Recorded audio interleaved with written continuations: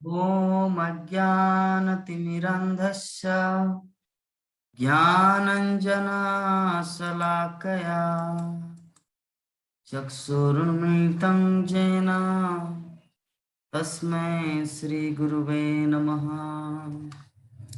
श्रीचैतन्यमनोभीष्टं स्थापितं येन भूतले स्वयं रूप कदा मह्यं ददाति सौपदातिकम् वन्देऽहं श्रीगुरो श्रीयुक्तपदकमलम् श्रीगुरून् वैष्णव च श्रीरूपं साग्रजातं सहगना रघुनाथं श्रीकान्तं सजीवम्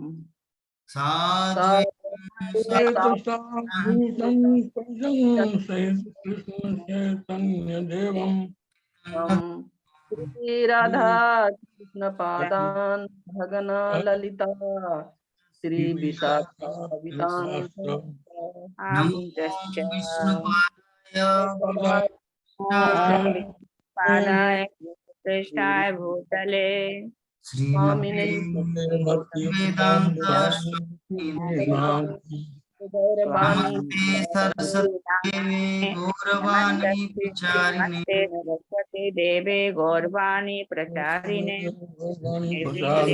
शून्यवादी पश्चात्तदेशतारिणे हे कृष्णा करुणा सिंधु दीनबंधु जगत्पते गोपेश गोपिका कांत राधा भानुसुते गौरांगी राधे वृंदावनेश्वरी भानुसुते देवी प्रणमामि प्रणमामि हरि प्रिये वाञ्छाकल्पतरुभ्यश्च कृपा सिन्धुभ्यैव च वैष्णवेभ्यो जय श्री कृष्ण चैतन्य प्रभु नित्यानंद श्री अद्वैत गदाधर शिवासादि हरे कृष्णा कृष्णा कृष्णा हरे हरे हरे हरे हरे राम हरे राम हरे हरे। ओम नमो भगवते वासुदेवाय। भगवते वासुदेवाय। ओम नमो भगवते वासुदेवाय। ओम नमो भगवते वासुदेवाय। भगवते वासुदेवाय। ओम नमो वासुदेवाय। नारायणं नमस्कृत्य नारायणं नमस्कृत्य नरं चैव नरोत्तमं नरं चैव नरोत्तमं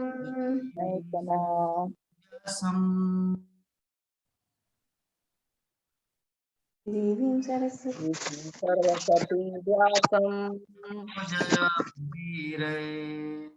ततो जयतीरे नष्टप्रायेषु अभद्रेषु नष्टप्रायेषु भद्रेषु सेवया नित्यं भागवत सेवया भगवते उत्तमश्लोके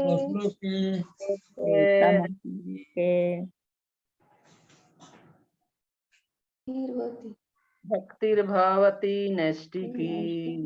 सभी भक्तों को श्रीमद् भागवतम की कक्षा में हार्दिक अभिनंदन और सुस्वागतम। तो आज हम लोग श्रीमद् भागवतम प्रथम स्कंद 11 अध्याय श्लोक संख्या 20 इस पे डिस्कस करेंगे। तो सबसे पहले हम लोग श्लोक के ऊपर थोड़ा दृष्टिपात करते हैं।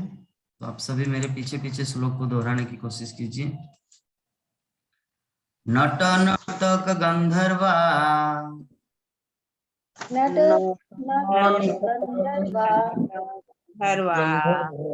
सूतमागध बंदिना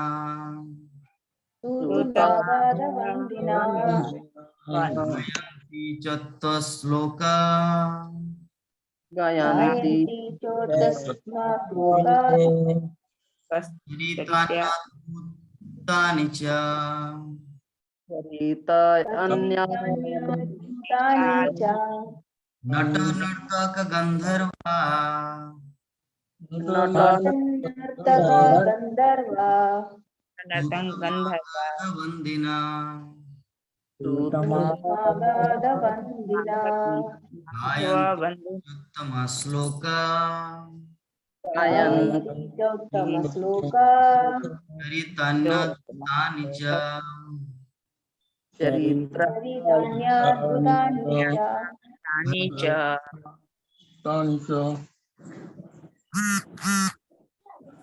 हरे कृष्णा प्रभु जी।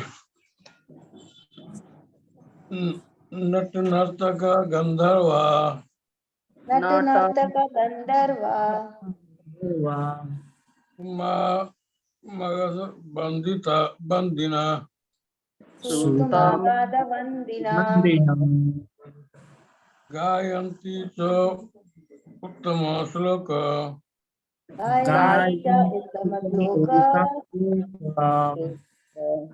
चरितानि अद्भुतानि च अद्भुतानि च हरे कृष्णा।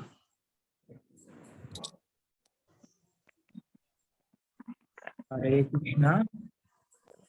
नट नर्तक गंधर्वा नट नर्तक गन्धर्वा सूत माधव वंदिना सूतमागाधवन्दिना गयन्ति च उत्तम श्लोक गायन्ति च उत्तमश्लोक अद्भुतानि च चरितानि अद्भुतानि च हरे कृष्ण। नट नर्तक गंधर्वा गंधर्वा सूतमागाधवन्दिना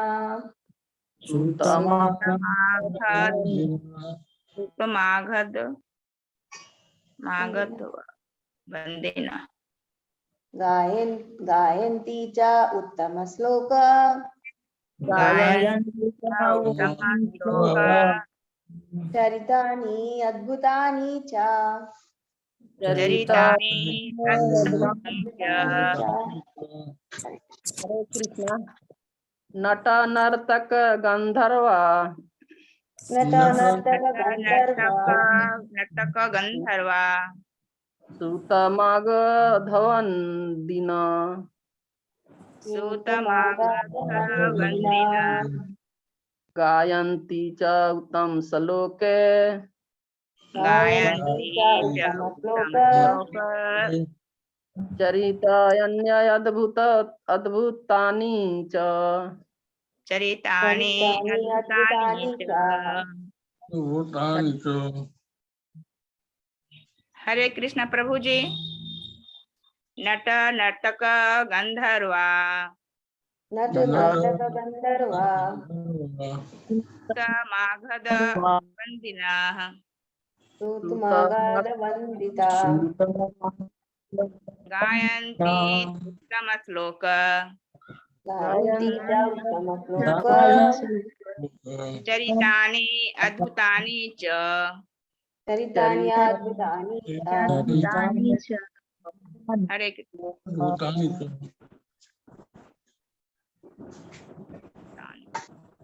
हरे कृष्णा। नट नर्तक गंधर्वा नट नर्तक गंधर्वा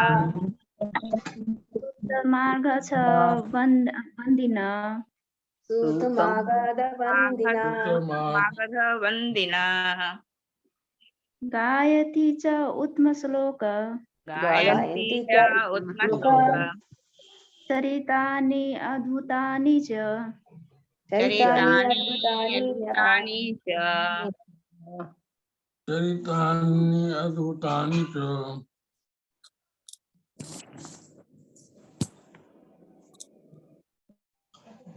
हरे कृष्ण।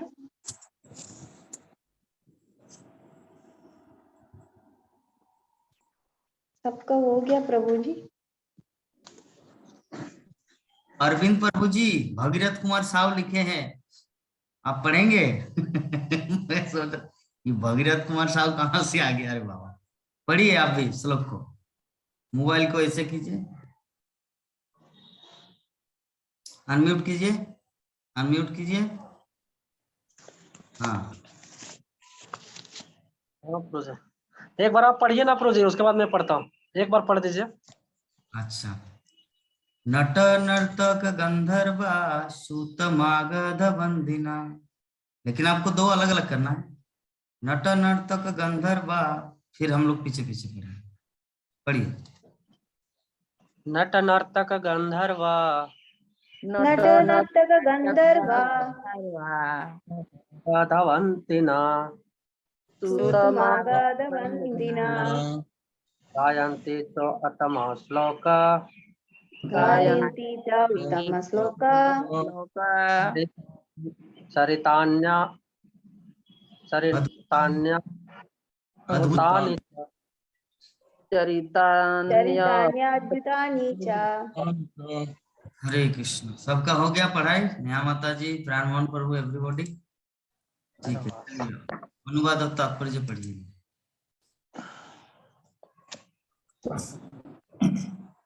हरे कृष्ण।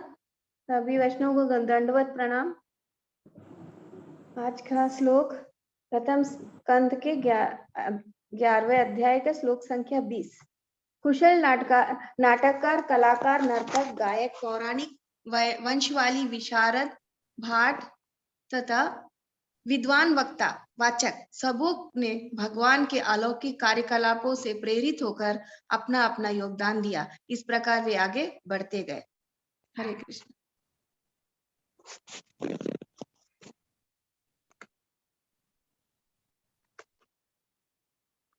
तात्पर्य। ऐसा प्रतीत होता है कि 5000 वर्ष पूर्वी समाज को नाटककारों, कलाकारों, नर्तकों, गायकों, पौराणिकों, वंशावली विशारदों, सार्वजनिक वक्ताओं की भी आवश्यकता पड़ती थी। नर्तक, गायक तथा नाटक कलाकार अधिकांशतः शूद्र जाति के होते थे, जबकि विद्वान, पौराणिक, वंशवाली, विशारद, भाट तथा सार्वजनिक वक्ता ब्राह्मण जाति के होते थे। ये सभी किसी जाति विशेष से संबंधित होते थे और अपने अपने कुलों में इतने दक्ष हो जाते थे। ऐसे नट, नर्तक, गायक, पौराणिक, भाट तथा सार्वजनिक वक्ता विभिन्न युगों तक कल्पों में भगवान के अलौकिक कार्यकलापों का वर्णन करते थे, किसी सामान्य घटना का नहीं। ना ही ये घटनाएं किसी की तिथि क्रमानुसार होती थी। सारे पुराण ऐतिहासिक तथ्यों से पूर्ण है, जिनमें विभिन्न कालों तथा विभिन्न लोगों में भगवान से संबंधित विषयों का वर्णन है। अतः इसका कोई कालक्रम नहीं मिलता। अतएव जब आधुनिक इतिहासकार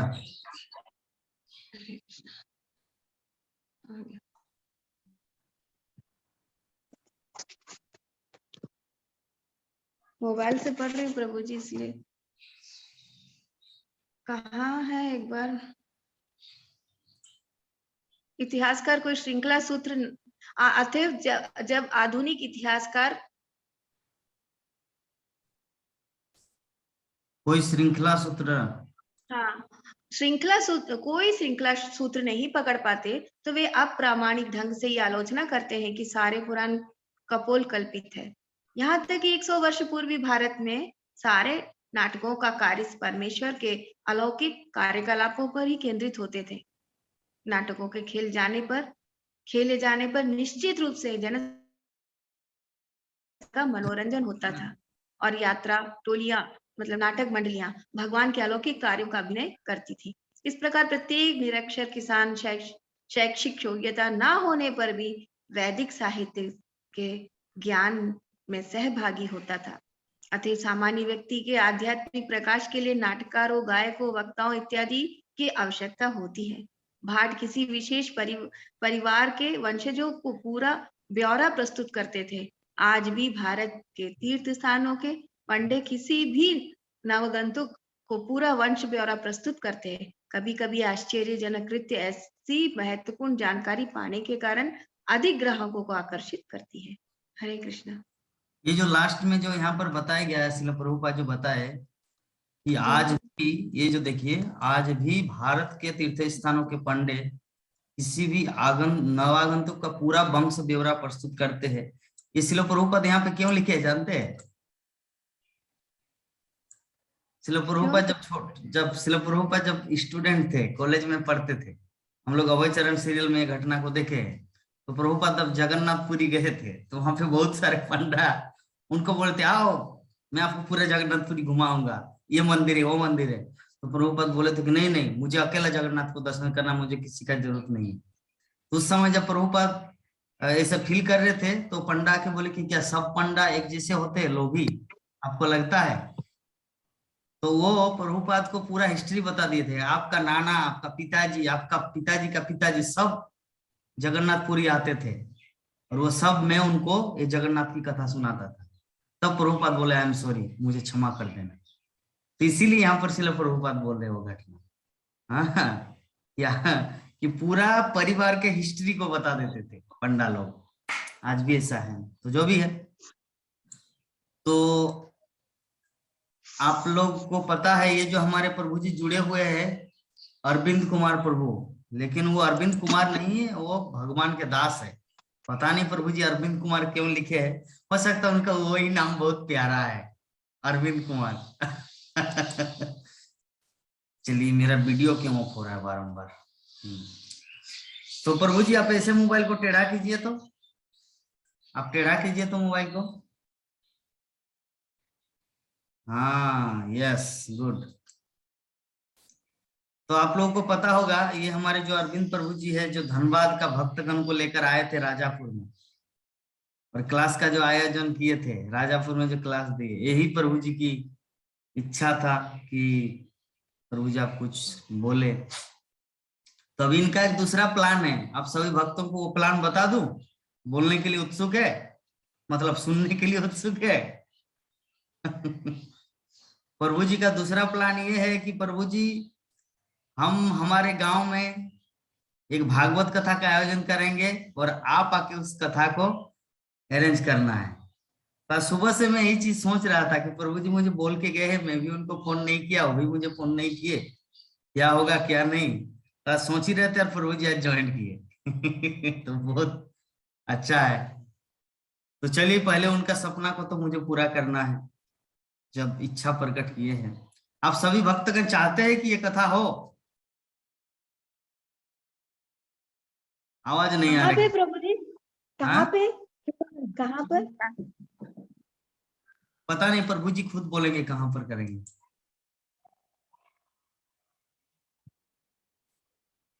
अनम्यूट करके बोलिए। माता जी झारखंड में होगा ये, मैं झारखंड में सोचा हूँ, हजारीबाग डिस्ट्रिक्ट पड़ती है, तो ये एरिया ज्यादा पिछड़ा हुआ है, यहाँ पे ज्यादा वो प्रचार प्रसार नहीं हो रहा है। तो मैं चाहता हूँ कि जगन्नाथ देवदास प्रभु के द्वारा कुछ प्रचार प्रसार हो, लोगों का चेतना पुनः जागृत हो। तो आप सब कृपा कीजिए ताकि ये प्रोग्राम सफल हो आने वाला समय में।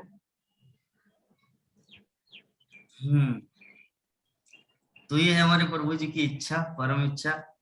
तो हम श्री श्री राधा माधव से प्रार्थना करते हैं कि पहला प्रोग्राम हमारे अरविंद प्रभु जी के वहां करते हैं, सेकंड प्रोग्राम गीता माता जी के वहां दुर्ग में करेंगे, थर्ड प्रोग्राम धर्मपालक प्रभु जी का वहां करेंगे, फोर्थ प्रोग्राम हमारे बोकारो में करेंगे, और पांचवा प्रोग्राम नेहा माता जी के घर नेपाल में करेंगे।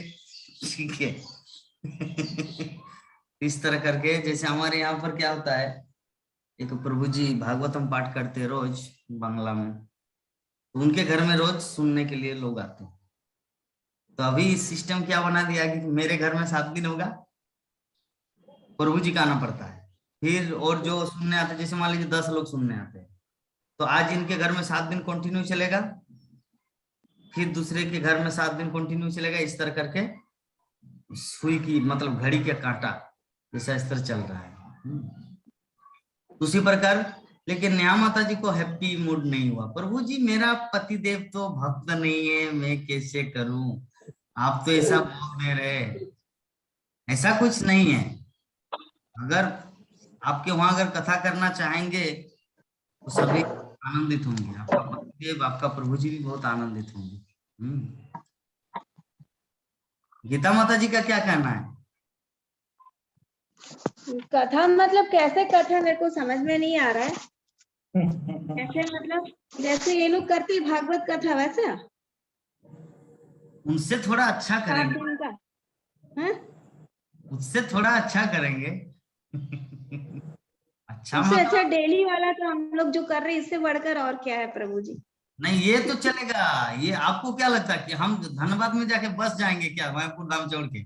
आपको क्या लगता है 4-5 दिन वहां पर जाएंगे एक प्रोग्राम के लिए? वो चाह रहे कि वहां पे जैसे ग्रामीण लोग हैं ना, उन लोगों के पास ना मोबाइल है ना जूम है कि वो लोग को आध्यात्मिक तत्व के बारे में पता हो। अगर कोई भक्त आके थोड़ा सा अगर जगा दे तो अच्छा है। जैसे मैं अगर यहाँ पर जूम क्लास में ही आपको बीएसएनएल ऑफिस में कनेक्ट करता तो क्या संभव होता? मुझे दुर्ग जाना पड़ा था, कृष्ण पुस्तक भगवत गीता लेके आपके ऑफिस में जाना पड़ा था। प्रचार ऐसे होता है, समझे माता?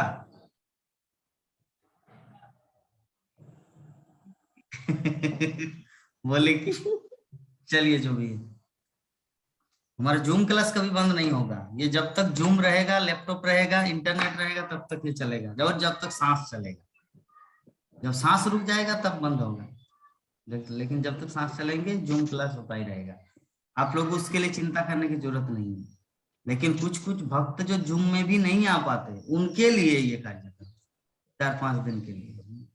तो हमारे अरविंद प्रभु जी प्लान कर रहे हैं, अभी वो क्या क्या कर रहे हैं, ठीक है ना प्रभु जी? आप प्लान कर रहे हैं या जाके भूल गए हैं? नहीं प्रोजेक्ट मैं लगा हुआ हूँ। अभी थोड़ा व्यवस्था कर लूँ थोड़ा। मैं भी सोच रहा हूँ कि कुछ वैसा फेस्टिवल में किया जाए। कोई छोटा मोटा गांव ग्रामीण में फेस्टिवल होती है ना, तो लोग इकट्ठा होंगे उस तरह। थोड़ा प्लान में अंदर ही अंदर कर रहा हूँ। देखिए आने वाला समय में आप कृपा कीजिए ताकि अच्छा से सब प्रोग्राम सफल हो। बहुत सुंदर। और धर्मपालक प्रभु जी बुलाएंगे कि नहीं उत्तर प्रदेश इलाके में? क्यों नहीं बुलाएंगे प्रभु जी, अब तुम वहां तक चले जाएंगे तो हमारे घर आ जाएंगे। या आपको ऐसा लगता है कि नहीं प्रभु जी वृंदावन में तो बहुत सारे प्रवचन करता है, बहुत सुंदर सुंदर माता जी लोग हैं जो सिंगिंग म्यूजिक के साथ भागवत कथा करते हैं, उन लोगों को बुलाएंगे? ऐसा अगर भाव है तो कोई बात नहीं, कर सकते हैं, लेकिन उसमें बहुत पैसा लेता है वो लोग। ऐसा बात नहीं है प्रभु जी, ऐसा कोई बात नहीं है। देहात में आदमी कहते हैं कि जहाँ पेड़ न रुक वहाँ रेण प्रधान होता है। तो जहाँ भगवान का नाम नहीं है तो आप वहाँ पे जा करके भगवान का नाम का प्रचार कर रहे हैं, तो वहाँ पे एक बहुत बड़ा पुण्य का काम हो रहा है प्रभु जी। ठीक है, बहुत सुंदर। चलिए भावना अच्छी तरह बनाए रखिए, कृष्ण चाहेंगे तो सब कुछ होगा। एक्चुअली गीता माता जी का डर क्यों लग रहा है आप लोगों को पता नहीं है। एक्चुअली वो ये सिलसिला को छोड़ना नहीं चाह रहे कि अगर प्रभु जी ये जूम क्लास को बंद कर देंगे और इधर उधर भटक देंगे तो कैसे होगा, मुझे पता है। लेकिन मैं गीता माता जी को भी सांत्वना दे रहा हूँ कि ऐसा कभी दिन नहीं होगा कि जूम क्लास हमारा बंद हो। हर समय चलेगा, हर दिन, एवरीडे, उसके लिए चिंता करने का कोई बात नहीं। तो चलिए हम लोग कल के क्लास में जो कुछ 2 श्लोक के ऊपर डिस्कस किए थे 18-19, तो श्लोक के ऊपर जो कुछ हम लोग समझे हैं सुने हैं उसके ऊपर थोड़ा सा ओवरव्यू दे देते हैं। उसके बाद आज का जो हमारा श्लोक है उसमें डिस्कस करेंगे। तो सबसे पहले नेहा माता जी बोलेंगे कल के क्लास में क्या डिस्कशन हुआ था।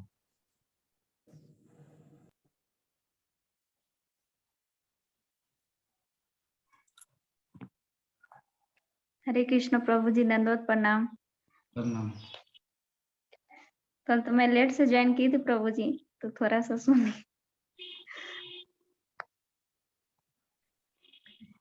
कल का जो श्लोक था उस पर हम यही लोग चर्चा किए थे कि हमारी मन और इंद्रिय को कंट्रोल में रखना चाहिए। हमारा जो मन है जो हवा से भी तेज है, तो उसे इधर उधर भटकने नहीं देना चाहिए, उस पर कंट्रोल होना चाहिए। और हमारी जो इंद्रियां है उस पर भी कंट्रोल होना चाहिए। और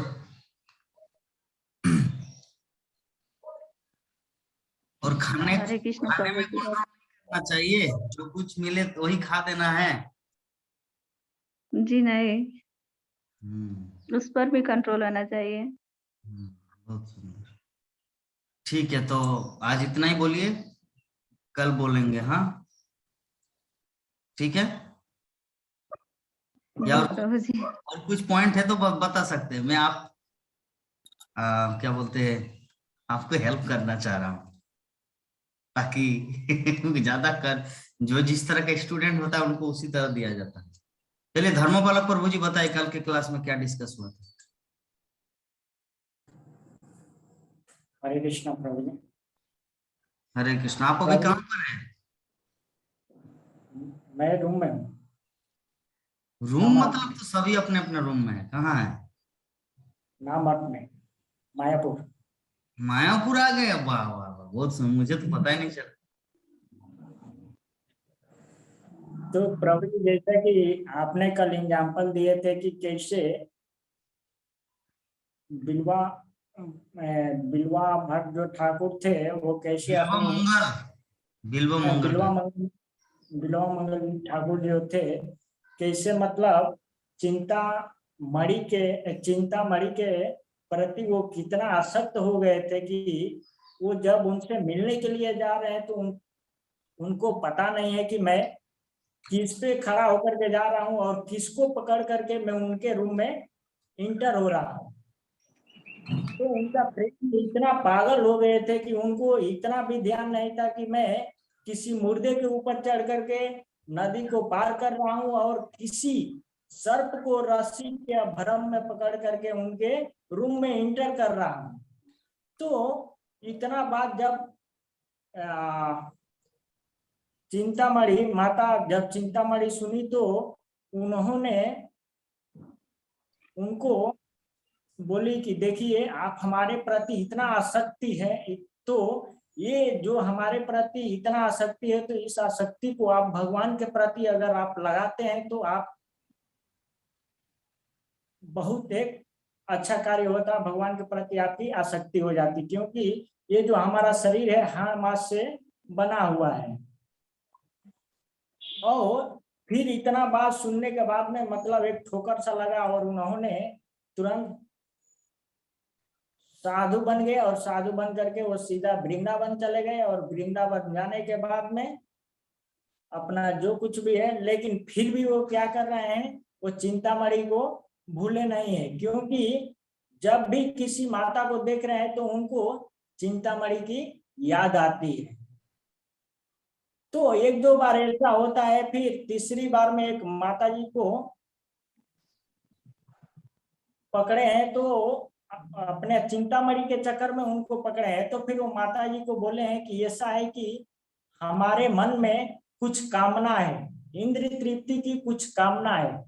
तो वो माता जी ने बोल रही है कि देखिए, मैं तो ये काम अपने पति मतलब अपने पति का उल्लंघन मैं नहीं कर सकता हूँ, चूंकि आप मेरे घर आइए हमारे साथ और मैं अपने पति से पूछूंगा तो फिर मैं उस बात को सहमत हूँगा।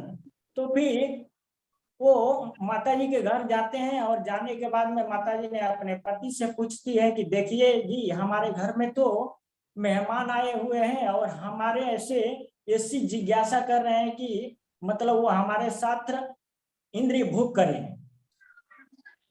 तो फिर माता जी के जो पति है वो कह रहे हैं कि देखिए, जो अतिथि होता है वो अतिथि देवो भव, जो अतिथि होता है वो देवताओं के समान होता है और हमको क्या करना चाहिए, उनका सम्मान करना चाहिए, उनको इज्जत देना चाहिए, रिस्पेक्ट देना चाहिए।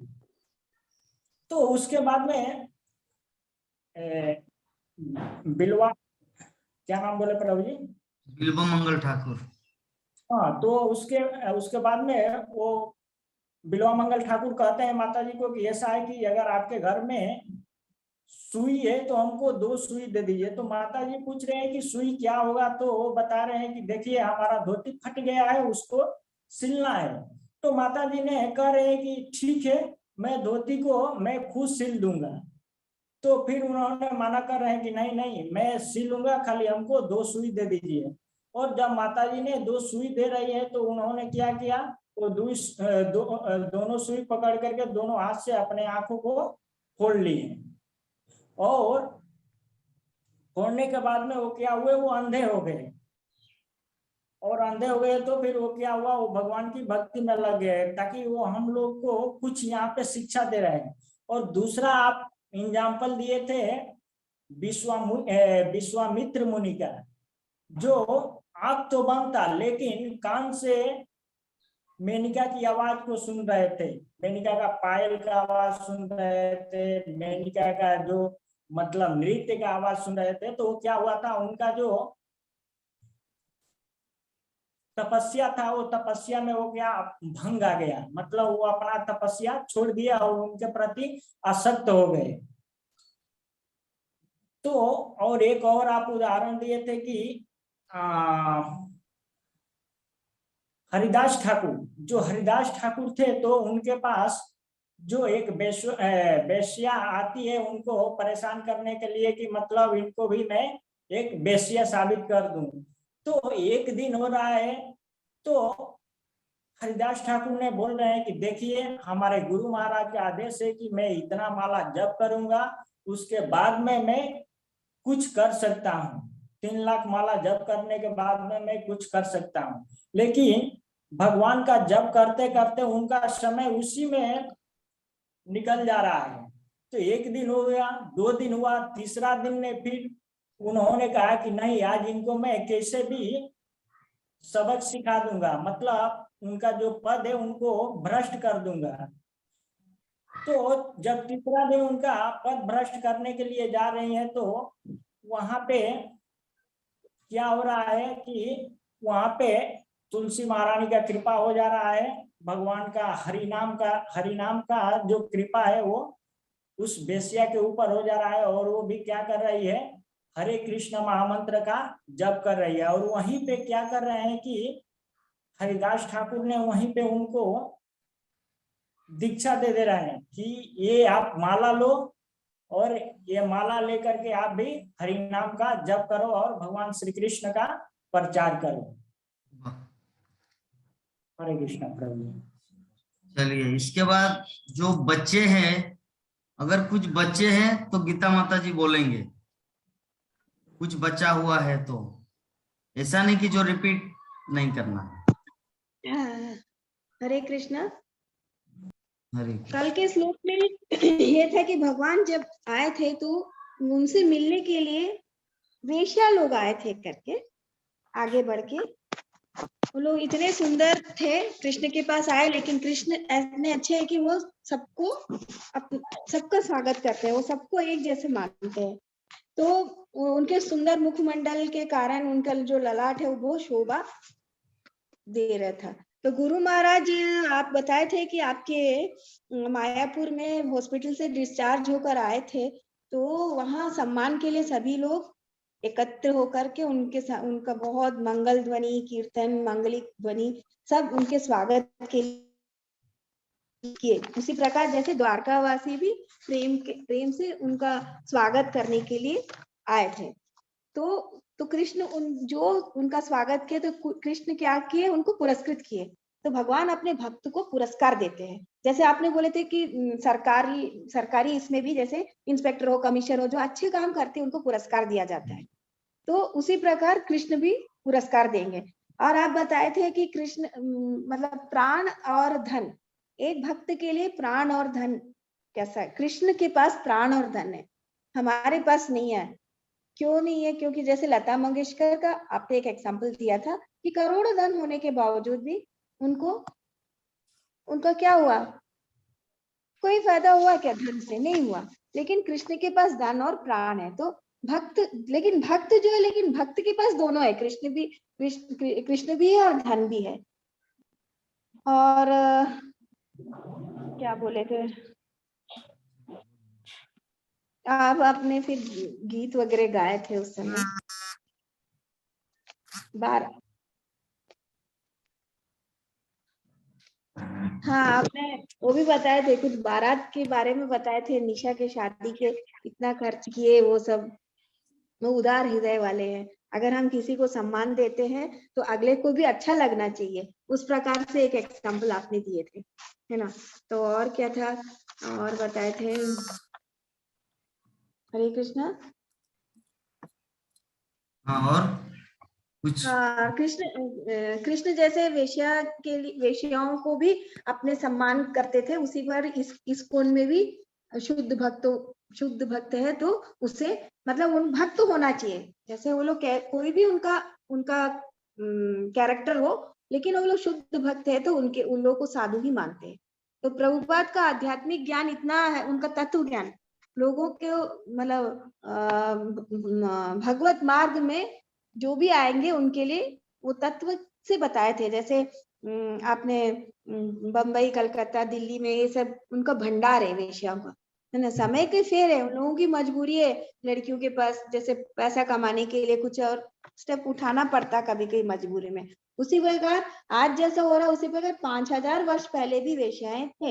इससे हम लोग को इस श्लोक से पता चला, कैसे द्वारका में जैसे पता चला। तो उनका परिवेश उनको कुछ मतलब परिवेश के कारण उनको ऐसा बनना पड़ता है। तो अपनी अपनी व्यक्तिगत इच्छाएं है, इच्छा को लेकर जीव इस पृथ्वी पर आते हैं।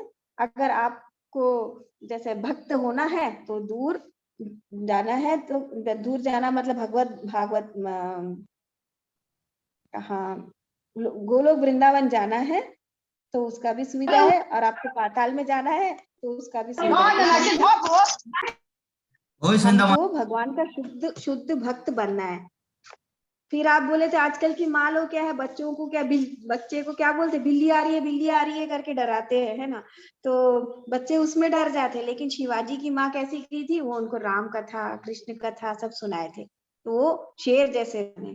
तो उसी प्रकार अगर हम बचपन से ही भगवान की कथा सुनेंगे तो शिवजी जैसे महान योद्धा बन सकते हैं। हमारे और क्या बोल रहे थे, फिर तो बता दे प्रभु जी ने, बिल्व मंगल और उनका चिंतामणि का हो गया। हरे कृष्ण। हमारे प्राणमोहन प्रभु जी इकट्ठा करके रखे, नोट बना के कुछ बोलेंगे प्रभु जी। 2 मिनट 24 सेकंड समय।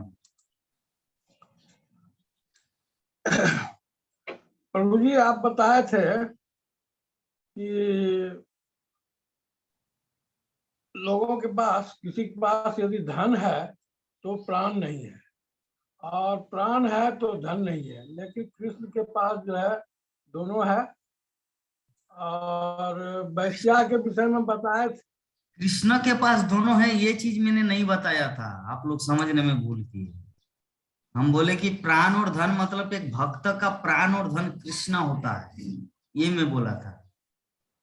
कृष्ण के पास प्राण और धन ऐसा नहीं बोला था। मैं बोला था कि जो भक्त होते हैं ना, उनका प्राण धन कृष्ण होता है, ये मैं बोला। हाँ, कृष्ण ही धन और प्राण है, दोनों है। हाँ हाँ।